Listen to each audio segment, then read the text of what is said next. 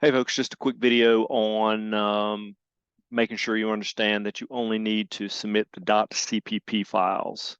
So I'm going to share my desktop here. Here's an example of what it should look like. There's just a single folder here, and then notice if I double click this, then there are two .cpp files inside here. And then, just so you can see, if I open these with the text editor, it's just pure text. Again, be sure to put your comments up top. And then for this first assignment, remember you're going to be modifying the circle calculator program, and then also just a simple hello world message. In this case, I think it just says my first C++ program. Okay. Getting these C++ files, depending on, again, it depends on what you're using for. It's a little different for Xcode, and it's a little different for Visual Studio.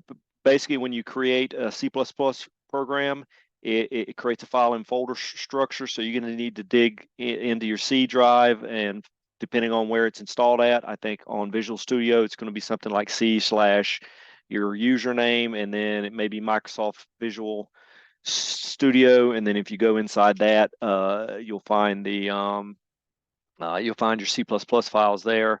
And then for Mac, again, inside your user's home folder, there's a location for it there. I'll take in the email that I send that I include this video. I think I'll dig up the locations for you and put them there. But again, so probably the way to do this is just like right click, create a new folder on your desktop.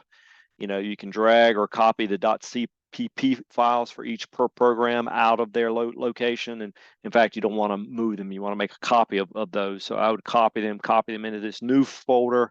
Then you're going to zip up this folder. Usually you can right click on Mac, you do right click and then compress. Not sure what it looks like if it says zip or compress on Windows, but again, you're going to create a zip file, and then that zip file is what you're going to submit for the assignment. Okay, that's all. Thanks.